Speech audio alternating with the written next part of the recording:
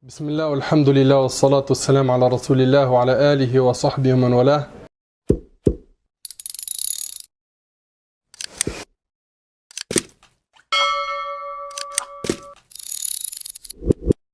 Rabbi shrah li sadri wa yassir li amri wahlul 'uqdatan min lisani yafqahu qawli. Mes chers frères, mes chères sœurs, assalamu alaikum wa rahmatullah. Tout d'abord, je remercie Allah subhanahu wa ta'ala de nous avoir réunis dans une parmi les maisons d'Allah subhanahu wa ta'ala pour l'évoquer, Azza wa Jal, pour apprendre plus sur notre religion. Puis je remercie mon frère Sofiane, Jazallah khair, pour l'invitation et pour les efforts qu'il fournit dans cette mosquée. Qu'Allah subhanahu wa ta'ala le récompense, lui et les responsables de cette mosquée, qui font beaucoup d'efforts. Jazallah khair.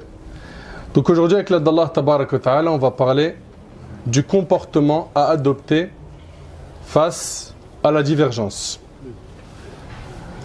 Comme vous le savez, quand on chemine, on revient vers Allah subhanahu wa ta'ala, on rencontre des gens qui vont nous expliquer la religion, qui vont nous apprendre à prier, à faire les ablutions, à apprendre notre croyance, etc.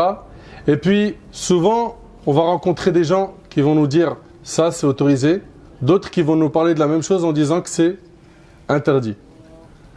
Ou bien d'autres qui vont dire ça c'est sunnah. D'autres vont dire sur la même chose, c'est bid'a. C'est une innovation, ce n'est pas à faire.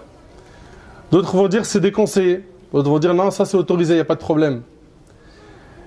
Et rapidement, quand on commence à apprendre la religion, on s'aperçoit qu'il y a des divergences. Des divergences entre les savants. Rahimahumullah. Comment est-ce qu'on doit se comporter? Est-ce que ces divergences sont un bien ou un mal? Alors déjà, on est en train de parler de divergence, mais divergence dans quoi? Alors, les savants ils disent que la divergence sur aslul milla, usul al-aqida, ça c'est un mal. Diverger sur la base du dogme, ça c'est un mal. Quelqu'un qui divergerait avec un autre, Allah, il y en a combien? Un ou plusieurs? On n'a pas à avoir ce type de divergence. D'accord? Par contre, là, les divergences qu'on va aborder, Inch'Allah, c'est dans Al-Furu'a. Que ce soit dans Furu'a al-Aqida, les branches de la croyance, ou les branches du fiqh, de la jurisprudence. Et les compagnons, radiyallahu anhum, ils ont divergé dans ces branches. Et avec ces divergences, ils se sont respectés. Et malheureusement, aujourd'hui, on a des comportements très binaires. On va étudier chez un professeur, un cheikh, un imam. Tout ce qu'il va nous donner, on le prend pour argent comptant. De toutes les manières, tu n'as pas le choix. Tu es obligé de faire confiance à ton professeur, à ton imam. Mais le problème, c'est quoi? C'est que toute personne qui va contredire son imam, il est pour lui dans l'égarement. Il est dans l'erreur totale. Et c'est ça qui est condamnable. Ton professeur ou ton cheikh, il n'a pas la vérité absolue. Surtout que les sujets sur lesquels nos frères et nos sœurs aujourd'hui divergent, c'est des sujets qui font partie du domaine des branches des furu'a. C'est-à-dire que la tolérance est nécessaire dans ces types de divergences. Et concernant notre dars, Inch'Allah, il va se diviser en 4 parties. 1. La divergence est une miséricorde. La divergence est une miséricorde. 2. Les types de divergence. 3. Les causes de la divergence. Et 4. Le respect de la divergence. Ahbab el-Kiram, aujourd'hui on entend certains dire que les divergences dans les branches, c'est un mal. On entend al-khilaf ou sharr. La divergence est un mal. Alors que quand on regarde des grands savants, des savants de référence dans notre communauté, tels que l'imam An-Nawawi, As-Suyuti, Ibn Taymiyyah et d'autres, ils disent que la divergence c'est une miséricorde. Je parle encore une fois des divergences dans, vous avez compris, Al-Furu'a. D'accord? L'imam Al-Khatib Al-Baghdadi, rahimallah, il rapporte ceci dans son livre sur les biographies des transmetteurs d'après l'imam Malik, rahimallah. Le calife Abbasid al-Rashid a dit à l'imam Malik ibn Anas, rahimallah, « Ô Abu Abdillah, veux-tu que nous recopions tes livres et que nous les répandions dans toutes les contrées de l'islam pour obliger la communauté musulmane à le suivre, voilà, on prend le Muwatta et on l'impose à tout le monde. Le Muwatta de l'imam Malik. Et l'imam Malik répondit: ô prince des croyants, les divergences des savants sont une miséricorde de la part d'Allah pour cette communauté. Ça, c'est l'imam Malik rahimahullah qui a dit ça. Il a dit: ô prince des croyants, les divergences des savants sont une miséricorde de la part d'Allah pour cette communauté.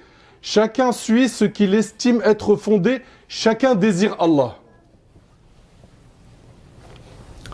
L'imam al-Suyuti rahimahullah, dans son livre, sache que les divergences entre les écoles doctrinales ou rites juridiques constituent dans la religion un immense bienfait et une grande vertu.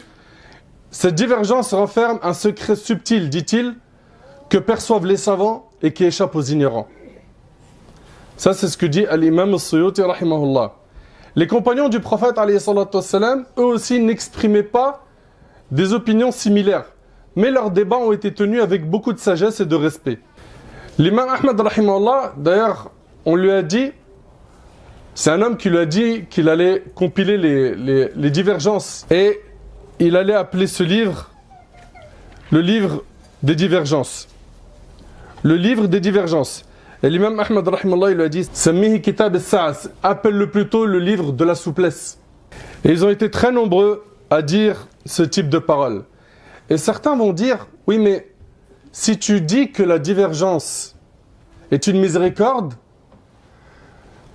tu sous-entends que l'union sur la même opinion est un adhab, une souffrance, un châtiment.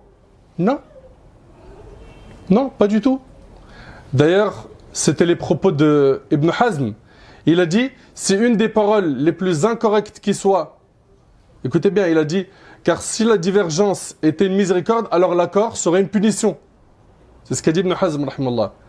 Ce qu'aucun musulman ne dirait, parce qu'il ne peut seulement y avoir accord ou désaccord, et il peut seulement y avoir miséricorde ou punition. L'imam al-Nawawi, rahimallah, qui a dit dans son commentaire de Sahih Muslim, il a dit: si quelque chose est une miséricorde, cela ne signifie pas que l'inverse de cette chose est l'inverse d'une miséricorde.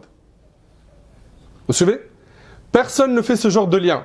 Et personne ne dit même ce genre de choses, sauf un ignorant ou celui qui affecte l'ignorance. Allah subhanahu wa ta'ala a dit, écoutez attentivement, et parmi sa miséricorde, il a créé la nuit. Écoutez bien, et parmi sa miséricorde, il a créé la nuit pour vous, afin que vous vous y reposiez. Ici, Allah a qualifié Azza wa Jal la nuit de miséricorde. Pourtant, ça n'implique pas forcément que le jour soit une punition. Est-ce bien clair? Et on parle ici des divergences qui ont été fondées. Pas des avis qui ont été abandonnés, isolés, critiqués par l'ensemble des savants, ou des avis qui viennent contredire l'ijma', le consensus. On est en train de parler vraiment des divergences fondées, pas de ce qu'on entend aujourd'hui. La femme peut être imam, ok, faire khutbatul jumu'ah. Ça contredit l'écrasante majorité des savants. D'accord? C'est des avis à abandonner. Ou bien d'autres qui vont dire: le voile n'est pas obligatoire. Il y a un avis qui dit ça. Ça contredit l'ijma', le consensus. D'accord? Ces opinions-là, on ne les calcule pas. Ça, c'est à mettre de côté. Là, on est en train de parler des divergences qui sont fondées, où il y a de l'argumentation, c'est bâti sur quelque chose, et surtout, ça vient de la part des 4 écoles. Ok? Ces 4 grands imams qui sont très connus, l'imam Abu Hanifa, l'imam Malik, al-Shafi'i et Ahmad, rahimallahu al-jami'. Ce sont ces 4 sommités qui se sont distingués dans l'histoire de l'islam de par la profondeur de leurs recherches et la multitude d'élèves qui ont transmis leurs opinions partout dans le monde. Ils sont vraiment sortis du lot. Certes, à leur époque, il n'y avait pas qu'eux. Il y avait des grands savants. Mais eux sont vraiment sortis du lot. Rahimahumullah. Un parmi nos pieux prédécesseurs, Al-Qasim ibn Muhammad, le fils d'Abu Bakr as-Siddiq, radiyallahu anhu an jami' as-sahaba, il a dit: les divergences parmi les compagnons de Muhammad sont une miséricorde pour les serviteurs d'Allah. Également, l'imam Shatibi, rahimallah, il a dit: une grande partie des pieux prédécesseurs a considéré que les divergences dans les branches de la religion étaient un des signes de la miséricorde d'Allah. Donc on est bien d'accord que les divergences dans les branches, c'est une rahma, c'est une miséricorde. Parce que vous entendrez autre chose sur ce sujet de la part de certains frères, de la part de certaines sœurs. Omar ibn Abdel Aziz, et Al-Qasim ibn Muhammad se sont rencontrés et commencèrent l'analyse de hadith du prophète sallam.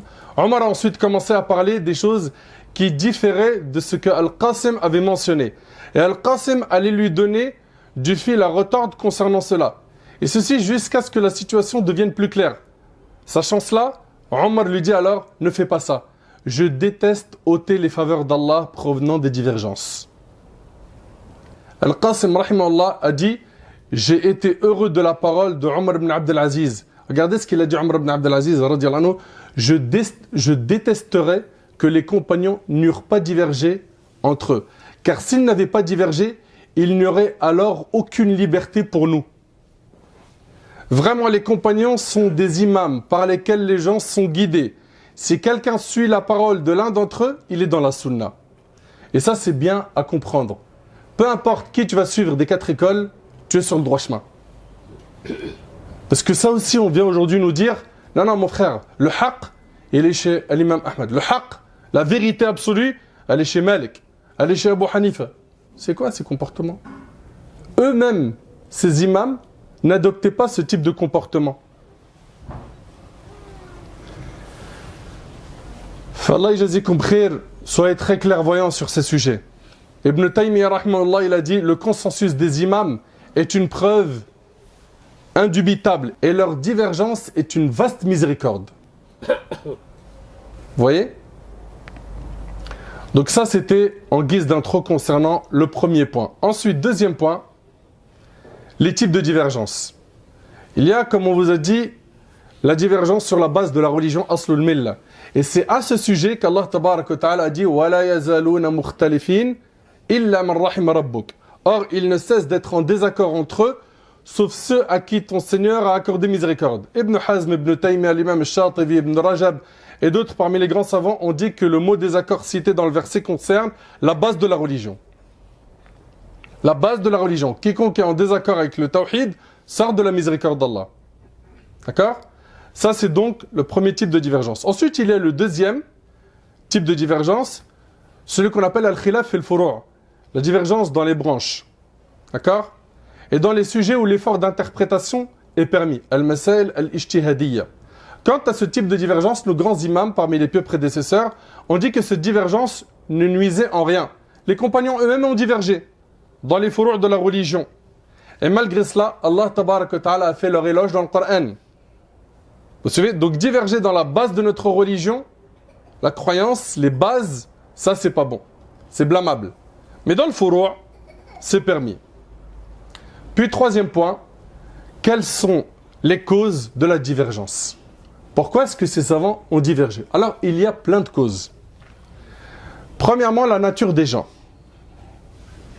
La nature même des hommes est d'être en désaccord sur toute chose. Les gens sur Terre n'ont pas la même nature. Ils ne sont pas tous de la même couleur, ils ne parlent pas de la même langue, ils n'ont pas le même comportement, la même intelligence, la même manière de penser, la même compréhension, la même manière de recevoir des informations. Dans toute chose, les gens ne sont pas pareils.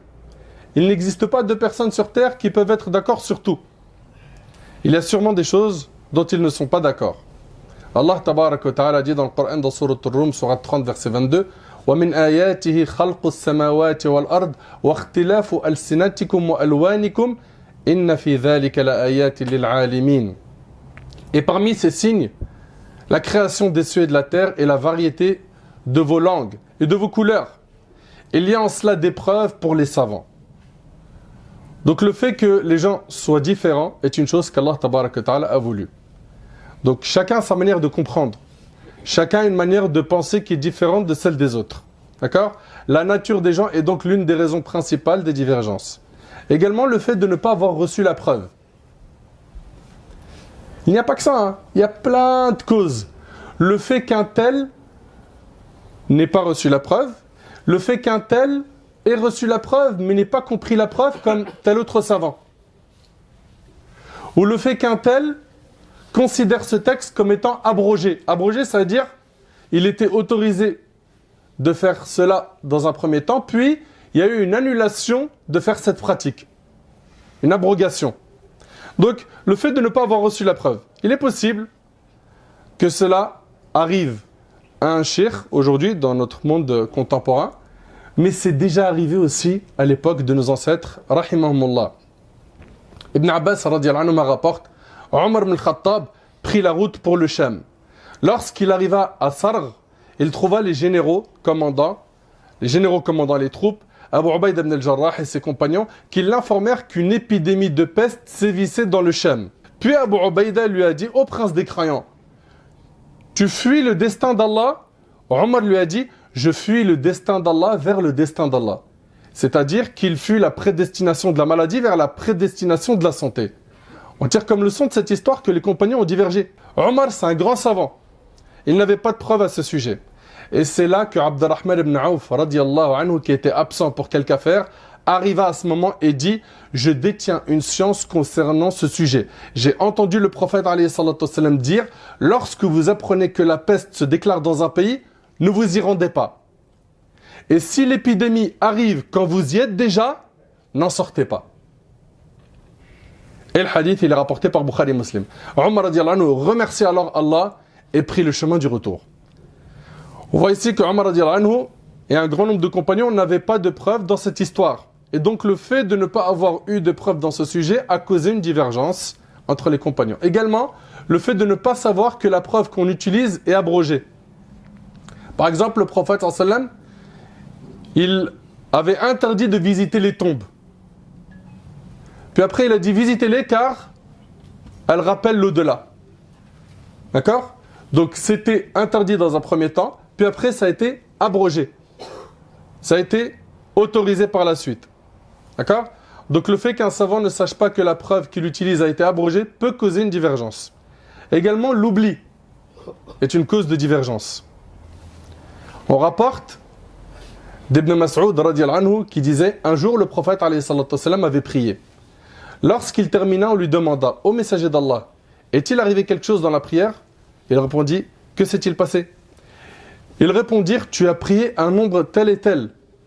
Ibn Mas'ud ajouta, alors il plia ses deux pieds, s'orienta vers la Qibla, se prosterna 2 fois, puis il mit fin à la prière, il se dirigea vers nous et dit, en vérité si quelque chose s'était passé dans la prière, je vous en aurais informé. Mais je suis un être humain comme vous, j'oublie comme vous le faites. Si donc j'ai oublié, rappelez-le moi. Et le hadith il est rapporté par l'imam Muslim, il a dit, si vous doutez dans la prière, fiez-vous à votre bonne conscience et complétez, puis prosternez-vous 2 fois. L'oubli est donc une cause de divergence. Omar radiyallahu anhu, qui était un grand compagnon, a déjà été touché par l'oubli. Un jour, il oubliait le hadith de Tayammum que Ammar radiyallahu anhu lui avait rappelé. Je reviens donc à dire que l'oubli est une cause de divergence. D'ailleurs, il est possible que tu oublies quelque chose chez toi et que cette chose soit la cause d'une divergence entre toi et ton épouse. Et ta femme peut aussi oublier une chose et finir par diverger avec toi. L'oubli. Également, parmi les causes de divergence, il y a la compréhension de la preuve. Un tel parmi les compagnons, parmi les savants, va comprendre cette preuve de telle manière. Et subhanallah, quand on étudie le fiqh, des fois, on voit le même texte qui va servir à tel savant et à tel autre parmi les 4 écoles, et ils vont diverger alors que leur preuve est la même. Donc là, ici, c'est quoi la cause? C'est la compréhension du texte. Ibn Umar radiyallahu anhuma rapporte lorsque le prophète sallam s'en est retourné de l'expédition des Ahzab, les coalisés, qui a eu lieu en l'an 5 de l'Hégire au mois de Shawwal, Jibril est venu à lui et lui a commandé de mener une expédition contre les Bani Quraïza, la dernière tribu juive de Médine à avoir trahi son engagement. Le prophète alayhi salatu wassalam a invité ses compagnons à se préparer et leur a dit qu'aucun d'entre vous ne prie la prière du Asr à moins d'être chez les Bani Quraïza. La phrase elle est claire. Le Asr, vous le priez que lorsque vous arrivez à Bani Quraïza. La phrase, elle vient du prophète sallam et il y a eu 2 groupes de compagnons. Ils ont divergé sur la compréhension de cette phrase. L'heure du Asr est arrivée alors que certains d'entre eux étaient en route et se sont divisés en 2 parties. Une partie qui a dit nous allons prier avant que l'heure du Asr ne se termine. Et une autre a dit non, le prophète sallam a dit qu'on doit prier l'Asr quand on arrive à Bani Quraïza. Un groupe a donc prié à l'heure et l'autre groupe il a prié dès qu'il arrivait chez les Bani Quraïza. Ok? Ils ont donc divergé.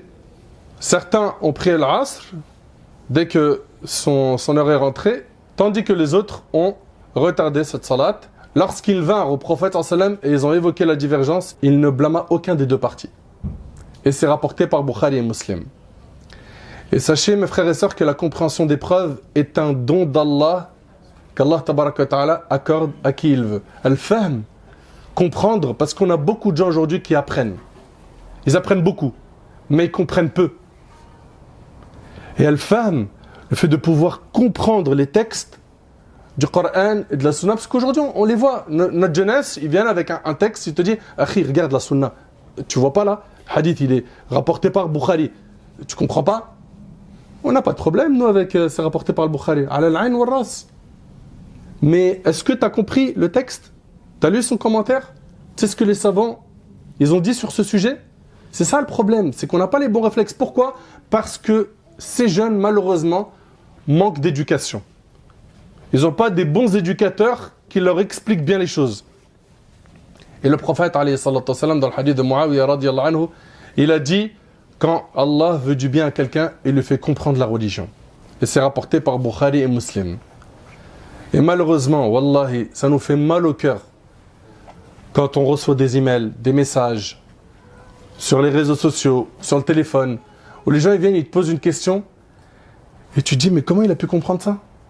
Moi je me rappelle une fois, et c'était quelque chose qui m'avait vraiment surpris, j'avais reçu un mail d'une sœur qui était convertie à l'islam et elle m'a dit comment faire avec ce hadith qu'on vient de m'envoyer.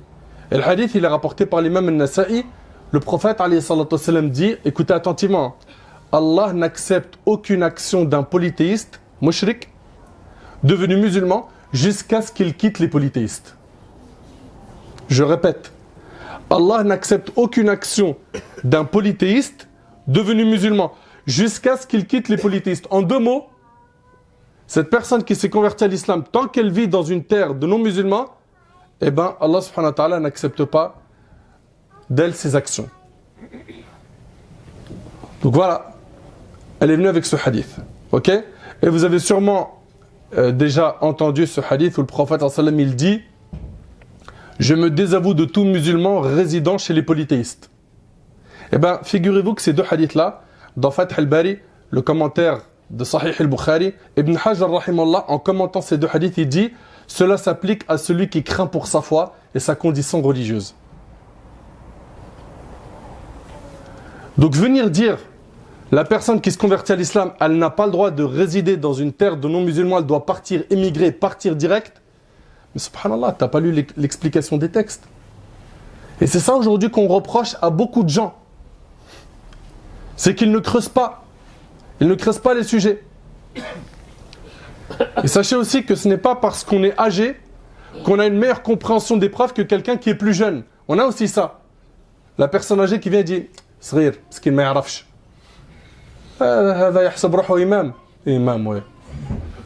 C'est un petit, il ne connaît rien. Comment ça, imam quoi? Je connais le Coran, il n'était même pas encore né. Pas de problème. C'est très bien, mashallah. Mais ça se trouve, tu n'as pas une compréhension fine de la religion comme cette personne qui est plus jeune que toi. Et bien sûr, pour avoir cette compréhension saine de la religion, il faut quoi? Il faut taqwallah. Allah tabarak wa ta'ala, il a dit wattaqullah wa yu'allimukumullah. Et craignez Allah, et Allah vous enseignera. Cheikh al-Islam, rahimahullah, lorsqu'il avait du mal à comprendre un sujet de la religion, il priait la nuit. Il se prosternait pour Allah. Il pleurait par crainte d'Allah. Il suppliait Allah. Et il invoquait Allah subhanahu wa ta'ala en ces termes. Ya muallim Daoud, allimni. Wa ya mufahim Sulayman, fahimni. Ô toi qui as enseigné à Daoud, enseigne-moi. Ô toi qui as fait comprendre à Sulayman, fais-moi comprendre. Invoquons donc Allah afin qu'il nous ouvre la porte de la compréhension de la religion. Si Allah tabarak wa ta'ala voit en nous la sincérité, il nous accordera le plus beau des cadeaux du monde, à savoir la compréhension du din. Dhalika fadlullah yu'tihi man yasha, wallahu dhul fadlil azim. Telle est la grâce d'Allah qu'il donne à qui il veut. Et Allah est le détenteur de l'énorme grâce. Un jour, les compagnons du prophète sallam ont exprimé un désaccord à Omar ibn Khattab radiallahu anhu. Car Omar, il avait pris dans son assemblée de consultation Ibn Abbas radiyallahu anhuma. Ibn Abbas, il était jeune. Il était jeune comparé à d'autres compagnons. Et donc, ça ne leur a pas plu. Omar a voulu leur montrer que ce n'était pas par l'âge qu'on reconnaît une personne de science, ni par l'ancienneté dans la religion, mais par la sincérité qu'on a envers le Créateur. Omar voulut montrer qu'Ibn Abbas méritait bien sa place et qu'il avait de la science. Alors il demanda aux compagnons, que dites-vous de Surat al-Nasr? Vous la connaissez? Donc, dans la traduction des versets, Allah Tabaraka wa Ta'ala, il dit, lorsque vient le secours d'Allah ainsi que la victoire, et que tu vois les gens entrer en foule dans la religion d'Allah, alors par la louange, célèbre la gloire de ton Seigneur et implore son pardon, car c'est lui le grand accueillant au repentir. Omar radiyallahu anhu leur a dit, que dites-vous de ces versets? Ils dirent, nous disons qu'Allah a dit à son prophète que lorsque le secours d'Allah ainsi que la victoire te viendront, multiplie la demande de pardon et de repentir. Puis Omar s'est retourné vers Ibn Abbas et lui a dit, qu'en dis-tu, ô Ibn Abbas, de ces versets? Ibn Abbas a dit, j'ai un autre avis dessus. Omar a dit, fais-nous en part. Ibn Abbas dit alors, il s'agit de l'annonce de la mort du prophète alayhi salatu wassalam. Allahu Akbar. Je vais répéter les versets. Lorsque vient le secours d'Allah ainsi que la victoire, et que tu vois les gens entrer en foule dans la religion d'Allah, alors par la louange célèbre la gloire de ton Seigneur et implore son pardon, car c'est lui le grand accueillant au repentir. Ces versets-là annonçaient la mort du prophète sallallahu alayhi wa sallam. C'est-à-dire que par ces versets, Allah est en train de dire au prophète sallallahu alayhi wa sallam qu'il va bientôt mourir. Et Omar radiyallahu anhu a dit effectivement au Ibn Abbas, je ne sais rien d'autre au sujet de ce verset, si ce n'est ce que tu as cité. Subhanallah. Et comme je vous l'ai dit, la compréhension est un don d'Allah subhanahu wa ta'ala. Un don d'Allah tabaraka wa ta'ala. Vous savez, il y a plein d'histoires qui montrent que les compagnons radiyallahu anhum, ils ont divergé sur certains sujets, mais ça n'a rien enlevé dans leur fraternité et dans l'amour et le respect qu'ils avaient les uns envers les autres. Abu Huraira radiyallahu anhu, vous voyez que celui qui se levait en état d'impureté majeure ne pouvait pas jeûner. Jusqu'à ce qu'il fût informé par une des épouses du prophète sallallahu alayhi wa sallam du contraire, et une fois informé, il revint sur sa parole. On voit bien qu'il y avait des divergences à son époque. Ibn Amr, radiyallahu anhu an jami' as-sahaba, il était de l'opinion que quand une femme fait le ghusl, elle devait défaire ses nattes. Puis Aïcha entendit cela et dit, ô Ibn Amr, qu'est-ce que c'est étrange ce que tu rapportes? Il ordonne aux femmes de défaire leurs nattes, pourquoi ne pas aussi leur ordonner de se raser les cheveux? Je prenais mon bain avec le prophète sallallahu alayhi wa sallam alors que nous étions en état de grande impureté dans un même récipient et je ne faisais pas plus que de verser 3 poignées d'eau. Ici on voit qu'Ibn Amr était en divergence avec Aïcha radiyallahu anha. Uthman ibn Mas'ud, 2 grands compagnons radiyallahu anhuma, ils ont divergé. Il est rapporté dans Sunan Abi Daoud que Uthman ibn Affan a prié durant les jours de pèlerinage 2 rak'at. Et ce, tout le long du premier moitié de son califat. Pour le reste de son califat, il a achevé 4 unités à Mina. Et on sait qu'à Mina, la sunna, c'est 2 rak'at sans faire jama', sans faire le regroupement des prières. Chaque prière, elle est priée en son temps, et les prières de 4 sont réduites à 2. Et Uthman ibn Affan, radiyallahu anhu, dans le reste de son califat, il a prié 4 au lieu de prier 2. On s'est référé alors à Ibn Mas'ud pour s'enquérir sur la question. On lui a dit que Uthman a achevé 4 unités de prière. Alors Ibn Mas'ud radiyallahu anhu a dit, et il a dit Inna lillahi wa inna ilayhi raji'un. Il n'a donc pas agréé ce que Uthman radiyallahu anhu a fait. Cependant, quand il fit la prière derrière Uthman, il a fait comme lui. Il a prié 4. Il n'a pas dit non, la sunna c'est 2, je vais aller moi faire un groupe de compagnons et on va nous faire la sunna et diverger avec le calife. Subhanallah. Et quand on lui a dit, mais tu es en désaccord avec lui et tu pries derrière lui, malgré le désaccord, qu'est-ce qu'il a dit? Il a dit al-khilafu shar. La divergence est certes un mal. Pourquoi diverger avec nos frères dans le furu' et se désunir pour ça? Et en réalité, quand on creuse, on s'aperçoit que la plupart des gens qui ne tolèrent pas d'entendre d'autres opinions fondées, des divergences qui sont fondées, la plupart du temps, c'est quoi? C'est à cause de leur ignorance. Ils n'ont pas étudié. Et quand on étudie, ça y est, ça se déverrouille. On a plus de facilité à accepter d'écouter d'autres opinions, qui sont fondées bien sûr. Omar et Abu Bakr, ils ont divergé sur ce qu'ils allaient faire aux esclaves de Badr. Les exemples, ils sont très nombreux. Subhanallah, les Muhajirin et les Ansar, ils ont également divergé sur un sujet. Vous savez, c'est rapporté par l'imam Muslim.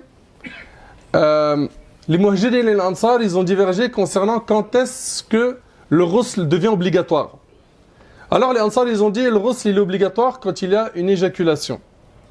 Et les Muhajirin, ils ont dit non. Les Muhajirin, ils ont dit non. Ils ont dit le simple rapport nécessite le ghusl. Alors Abu Musa al-Ash'ari, radiyallahu anhu, il a dit je vais m'occuper de cette affaire. Et il est parti voir Aïcha radiyallahu anha. Et ici, il y a plein de leçons. Un, c'est qu'il n'y a pas de pudeur dans la science. C'est-à-dire que c'est un sujet qui est sensible. Mais quand il s'agit d'apprendre, il faut que tu questionnes même si tu as honte. Questionne avec les meilleures formules, les meilleurs propos, les meilleures paroles. D'accord ? Il ne faut pas que ta pudeur t'empêche d'apprendre la religion. Et donc Abu Musa al-Ash'ari, quand il a posé la question à Aïcha radiyallahu anha, elle a expliqué que lorsqu'il y a la pénétration donc du sexe de l'homme et celui de la femme, eh ben, il y a obligation du ghusl, et dans une version musulmane, même s'il n'y a pas eu d'éjaculation. Donc on comprend ici que les compagnons radiyallahu anhum, ils ont divergé. Ils ont divergé et ils se sont respectés. Ils ont divergé et les 4 écoles après eux ont divergé, les savants après eux ont divergé. Pour ce qui est des 4 écoles, on les voit toujours, ces mêmes sujets. Celui qui dit que le niqab est obligatoire, d'autres... Le niqab est obligatoire chez l'imam Ahmed, les 3 autres ont dit que ce n'était pas obligatoire et ils se sont respectés. Chez l'imam Abu Hanifa, lui, il considère que même les pieds ne sont pas une awra pour la femme. Les autres savants considèrent que c'est une awra. Et ça s'appelle des divergences qui viennent de sommité. Pour ce qui est du liquide spermatique, l'imam Malik et Abu Hanifa, ils voient que c'est impur. Et l'imam Ahmed et Shafi'i disent que le liquide spermatique est pur, contrairement à l'imam Abu Hanifa et Malik. Les contemporains, pareil, ils ont divergé. On entend souvent les noms de plusieurs shuyukh parmi les contemporains, tels que Cheikh Ibn Baz, Al-Uthaymin, Al-Albani. Beaucoup de ces noms, rahimahumullah, ils ont divergé entre eux. Dans le chapelet, par exemple. Le chapelet, Cheikh Al-Albani voit que c'est une innovation. Cheikh Ibn Baz et Cheikh Al-Uthaymin, ils disent que c'est autorisé. Et c'est aussi l'opinion d'Ibn Taymiyyah. Et certains compagnons ont même utilisé des pierres dans tasbih et ça ne dérange pas. Mais le problème, c'est quoi? C'est moins tu étudies, plus tu es dur et tu es rigide. Plus tu étudies, plus tu apprends, plus ça se décoince. Et plus tu dis, subhanallah, j'aurais dû me taire tel jour. Pourquoi est-ce que j'ai blâmé un tel alors que... Pareil, dans les appellations aussi, lui dit, obligatoire de s'appeler salafi, lui dit, arrêtez un peu avec tout ça. Arrêtez, Allah barik fikum. Les opinions existent des savants, il y a des divergences qui sont fondées sur ces sujets. D'accord? Que celui qui adopte telle opinion ne blâme pas l'autre. Ne blâme pas l'autre. Maintenant, on attaque la dernière partie qui est Adabul Khilaf, le respect de la divergence. Le respect, notre communauté souffre des divisions et des divergences. Et malheureusement, même au sein des imams. Les imams, même, subhanallah, les gens qui ont étudié, qui tiennent des mosquées depuis des années et des instituts, illa man rahimallah, beaucoup d'entre eux, malheureusement, sauf ceux à qui Allah fait miséricorde, ils sont des fois rigides dans certains sujets. Et il va y avoir des animosités qui vont se créer de par les divergences d'opinion qu'ils ont dans le furu'. Et ça, c'est quelque chose à blâmer. À blâmer. Et aussi une autre chose qu'on vous demande, Inch'Allah, d'éviter, s'il vous plaît, barakallahu fikum, c'est l'attachement aveugle qu'on a aujourd'hui à nos imams, à nos prêcheurs, et le culte de la personne qu'on voit aujourd'hui. C'est impressionnant de voir à quel point aujourd'hui un tel ne tolère pas que tu dises que l'imam ou le prêcheur ou le cheikh ou ton professeur que tu suis, il n'est pas d'accord avec lui. Et tout de suite on voit quoi? Ah, il n'est pas d'accord avec mon prof, je lui serre plus la main, je lui parle plus. Pourquoi? Pourquoi ce comportement? Il a le droit de ne pas être d'accord avec ton prof, avec ton imam. Ton imam, c'est pas un prophète. Non mais moi, mon imam, il a quand même une particularité, mon frère. Tu sais c'est quoi? C'est qu'il prend toujours le qawl al-rajih. il prend l'avis le plus fort. Mais c'est l'avis le plus fort selon lui. C'est lui, en faisant ses recherches et ses lectures, il arrive à ce résultat.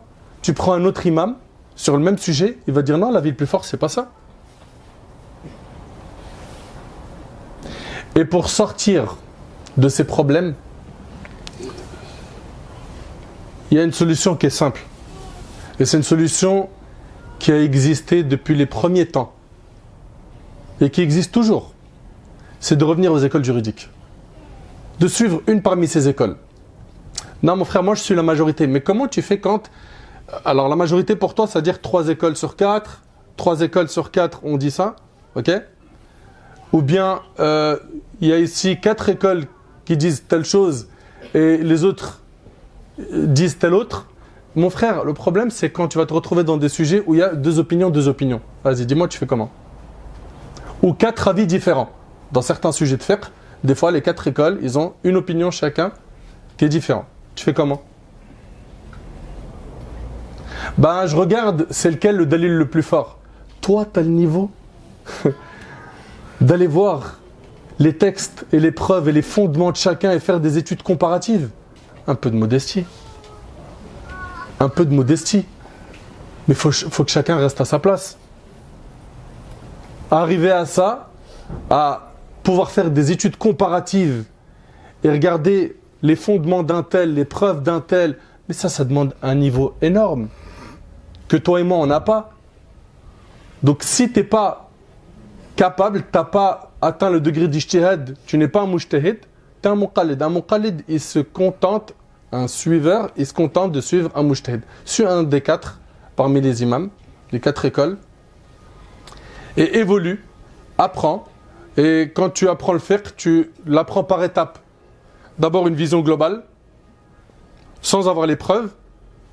C'est-à-dire que tu apprends juste ce que dit l'école juridique sur les chapitres de fiqh. Deuxième étape, c'est tu apprends ses opinions de l'imam Malik, par exemple, avec ses preuves. Et après, tu regardes les divergences. Mais aujourd'hui, regardez comment c'est enseigné. Il rentre, il n'a aucun outil, il ne maîtrise pas l'arabe, il ne connaît pas les subtilités de l'arabe, il ne connaît rien dans toutes les matières. Et il te dit non ici parce qu'il y a telle preuve qui contredit telle preuve. Arrête. Bien sûr, je m'adresse ici à quelqu'un qui est débutant. Ok ? Et qui n'a pas les outils pour pouvoir rentrer lui-même dans ses livres, ses océans, les ummahat, les grands livres, et comprendre tout seul. Après, tu as des gens qui vont dire, mais ça veut dire quoi ? Ça veut dire que le Coran et la Sunna, il n'y a qu'une élite qui peut la comprendre, c'est ça que tu veux nous dire ? Et ça aussi, c'est une ambiguïté. Non. Le Coran, tu veux le lire pour le méditer, pour te rapprocher d'Allah, comprendre ce qu'Allah veut de nous. Bien sûr que tu peux le faire. Et ça, c'est accessible à tout le monde. Mais extraire les règles juridiques du Coran et de la Sunna, ça ne t'appartient pas, désolé.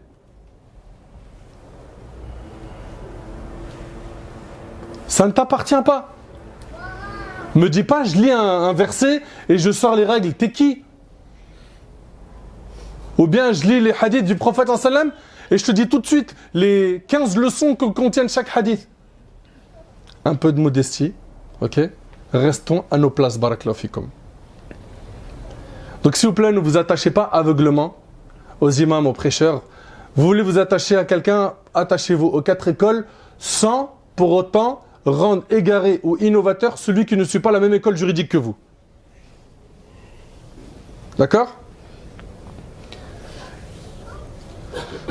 Donc ça, c'est un point qui est très important. Allah yabarik fikum. Soyez sincères, suivez les grands savants, ok ? Je parle ici des 4 écoles. Et ne vous disputez pas avec ceux qui n'ont pas la même opinion que vous. Et ne soyez pas de ceux qui vont s'allier et se désavouer en fonction de mon cheikh ou de mon imam ou de mon prof. Ça, c'est aussi un gâchis qu'on voit. Moi, j'aime ceux qui aiment mon cheikh et je déteste ceux qui détestent mon cheikh. C'est un égarement, ça. Al-hub yakunu lillah. Quand on aime pour Allah, pas pour tel cheikh. Et quand on déteste, c'est pour Allah, pas pour tel prof ou tel prêcheur. Faites-y très attention, Allah yajazikum khair. Et l'imam al-Shatibi rahimallah, Il a dit certains ont trébuché, ils ont pris un mauvais chemin car ils se sont détournés des preuves et ils s'en sont remis aux hommes. Ici, ils ont fait quoi? Un ta'assub a'ma.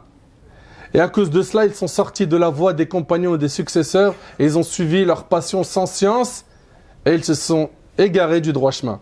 Et Ibn Taymiyyah, rahimahullah, il a dit nul n'a le droit de désigner une personne pour la communauté en appelant à sa voix, en s'alliant et en se désavouant pour elle, excepté le prophète sallallahu alayhi wa sallam. Aujourd'hui, on dit c'est lui qui a la vérité absolue, personne d'autre. T'as pas le droit de faire ça. Et nul n'a le droit de désigner des paroles pour la communauté en appelant à elle et en s'alliant et en se désavouant pour elle, en dehors des paroles d'Allah, de son messager, et ce sur quoi la communauté s'est réunie. Et quiconque fait cela aura commis les actes des gens de l'innovation et des passions.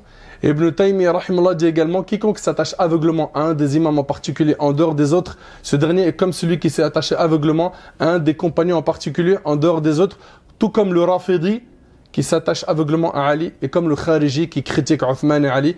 Quiconque fait cela aura agi comme les gens de l'innovation et des passions. Donc faites-y attention, Allah yajazikum khair. Ok? Et que ton professeur ou ton cheikh, il faut que tu acceptes que quelqu'un te dise sur ce sujet-là il s'est trompé ou il a fait une erreur. Il n'est pas infaillible. Ok? Deuxièmement, la sincérité. Donc on a dit la sincérité et de suivre une école. Se détacher des passions. Se détacher des passions. Renouvelle ta foi. Renouvelle ton intention. Ok? Et pose-toi les bonnes questions. Pourquoi est-ce que je suis venu étudier? Pour Allah ou pour une autre raison? Pourquoi est-ce que je débat? Pour mes passions? Pour mon ego? J'aime bien gonfler mon nefs? Si c'est le cas, change ton intention. Change ton intention très rapidement. La passion est un roi injuste, ignorant, qui ferme les oreilles et les yeux face à la vérité.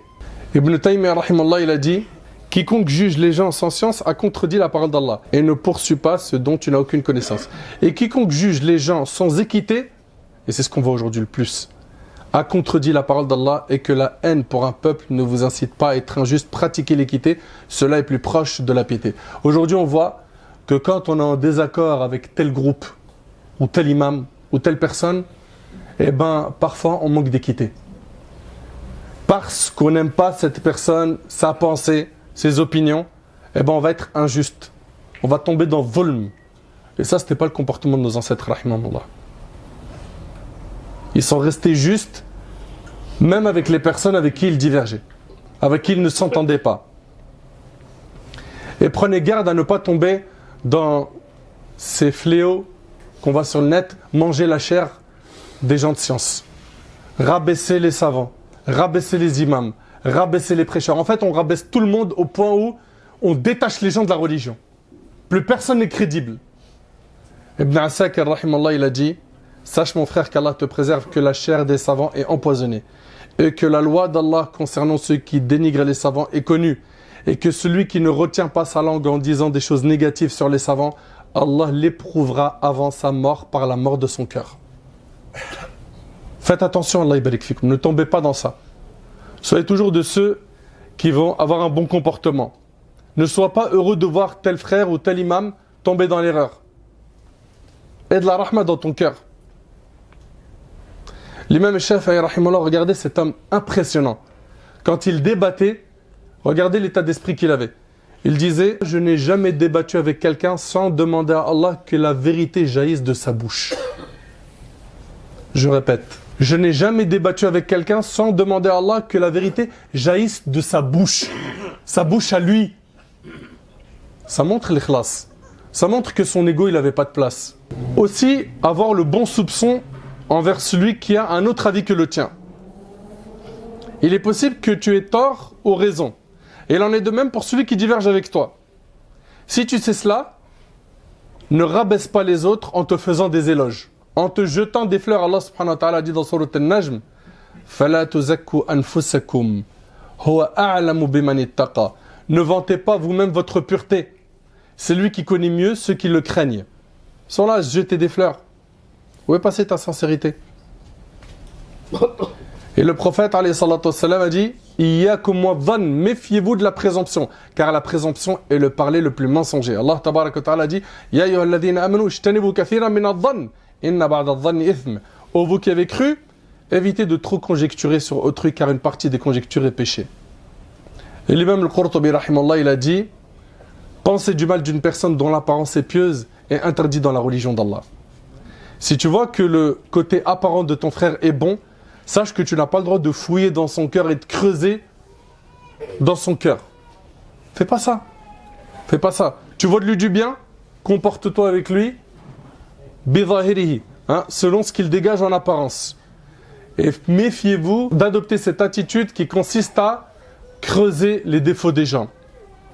Le prophète alayhi salatu wassalam, dans le hadith d'Abu Barz al-Aslami radiyallahu anhu, il a dit ô vous qui avez cru avec vos langues alors que la foi n'a pas encore pénétré votre cœur, ne médisez pas des musulmans et ne cherchez pas les défauts de vos frères, car quiconque cherche les défauts de son frère en islam, Allah cherchera les siens, et celui dont Allah cherche ses défauts, il l'humiliera en mentionnant ses défauts, même ce qu'il a commis seul dans sa demeure.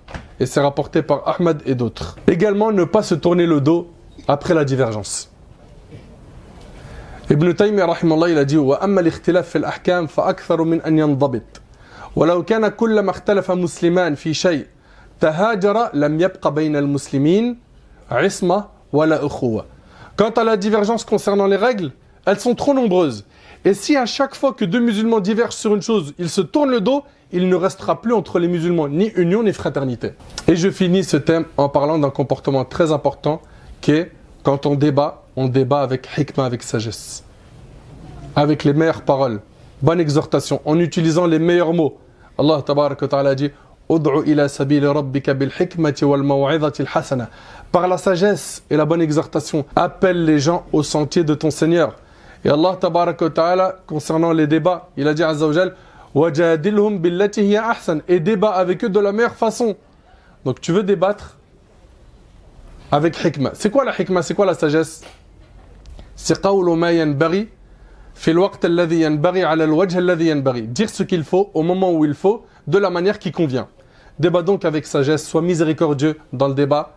Si par exemple tu débats avec un frère, ne sois pas orgueilleux. N'aie pas pour objectif de le piétiner, de le mépriser. Recherche par ce débat le haqq, la vérité. Ne pense surtout pas que tu es pieux et que lui c'est un pervers. Regardez l'imam Shafi'i, il demandait à Allah qu'il fasse jaillir la vérité dans la bouche de son interlocuteur. Allahu Akbar.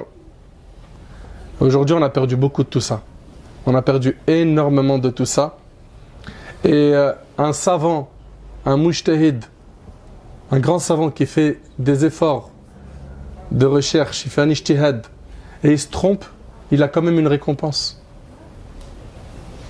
C'est-à-dire qu'on doit respecter les ulama, même si ils n'ont pas vu juste sur tel ou tel sujet.